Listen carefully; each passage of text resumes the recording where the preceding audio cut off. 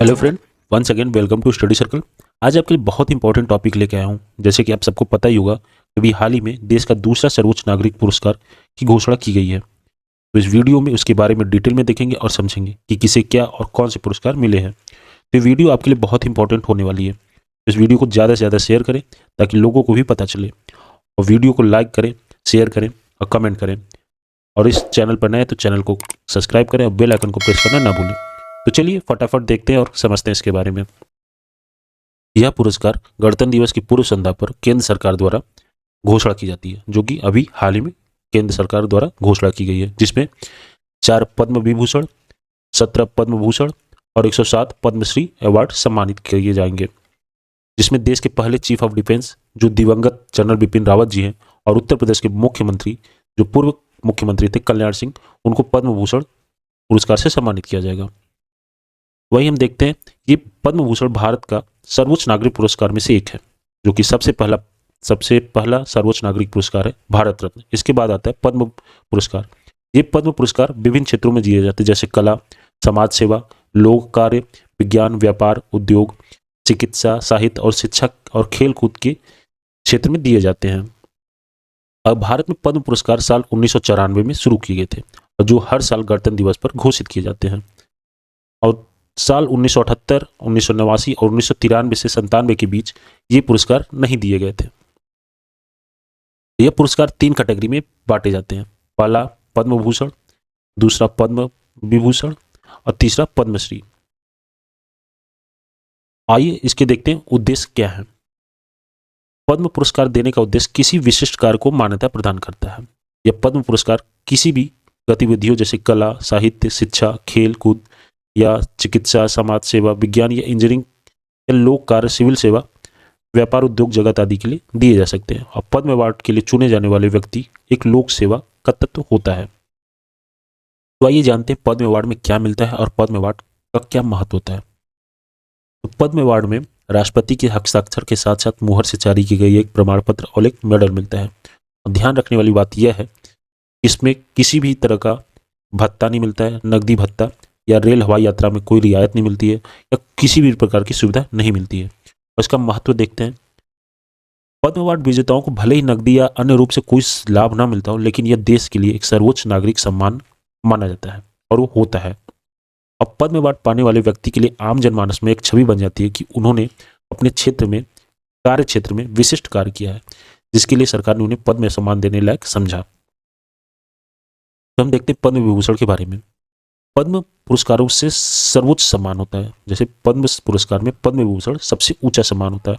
यह भारत रत्न के बाद भारत का दूसरा सर्वोच्च नागरिक पुरस्कार है। इस पुरस्कार में कांसे का एक बिल्ला मिलता है, जिसमें केंद्र में यानी बीच में कमल का फूल बना होता है, और इस फूल के नीचे एक पद्म विभूषण देवनागरी लिपि में लिखा होता है, और पिछले हिस्से में अशोक चिन्ह बना होता है। देखिए, ये होता है पद्म विभूषण पुरस्कार। और पद्म विभूषण पुरस्कार किसको किसको मिला? 4 लोगों को मिला है। पहला है सुश्री आभा अत्रे, कला के क्षेत्र में मिला है, और ये महाराष्ट्र की है। और ये है सुश्री प्रभा अत्रे। यह डॉक्टर प्रभा अत्रे, जिनका जन्म 13 सितंबर 1932 को भारत की किराना घराने की प्रसिद्ध भारतीय शास्त्रीय संगीत के घर में हुआ था, और ये भारतीय शास्त्रीय संगीत की गायिका है। उनके पास एक ही मंच से 11 पुस्तकें विमोचित करने का विश्व रिकॉर्ड है। दूसरा है श्री राधेश्याम मेन खेमका, जिनको मरणोपरांत मिला है साहित्य और शिक्षा के क्षेत्र में। ये उत्तर प्रदेश के हैं, और ये हैं श्री राधेश्याम खेमका। इनका जन्म 1935 3 अप्रैल को 2021 में इनका मृत्यु हो गई थी। ये एक पत्रकार थे, जिन्होंने गीता प्रेस द्वारा प्रकाशित कल्याण का 36 वर्ष तक संपादन किया। वे गीता प्रेस ट्रस्ट बोर्ड के अध्यक्ष भी रह चुके हैं। उन्होंने अपने कार्यकाल के दौरान अन्य बहुत सारे महापुराणों तथा कर्मकांडों के दुर्लभ ग्रंथों के प्रामाणिक संस्करणों का संपादन करके उन्हें प्रकाशित कराया था।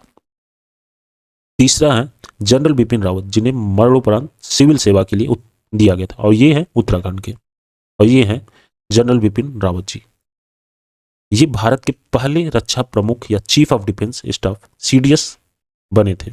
उन्होंने 1 जनवरी 2020 को रक्षा प्रमुख के पद का भार ग्रहण किया था। इससे पूर्व वो भारतीय थल सेनाध्यक्ष रह चुके थे, और वो 31 दिसंबर से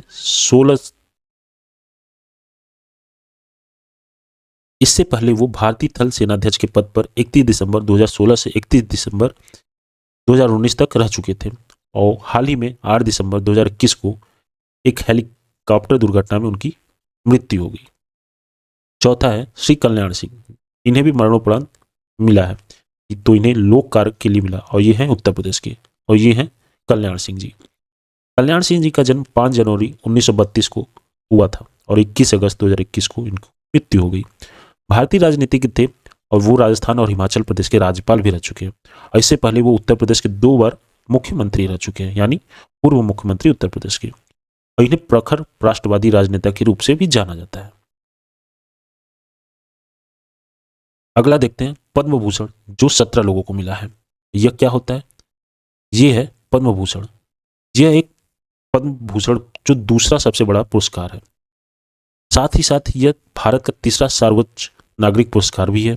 इसमें भी कांसे का बिल्ला में दिया जाता है और यह भी उसी तरह डिजाइन होता है, बस कमल के ऊपर नीचे पद्म भूषण लिखा रहता है। यह सम्मान किसी भी क्षेत्र के विशिष्ट और उल्लेखनीय सेवा के लिए प्रदान किया जाता है।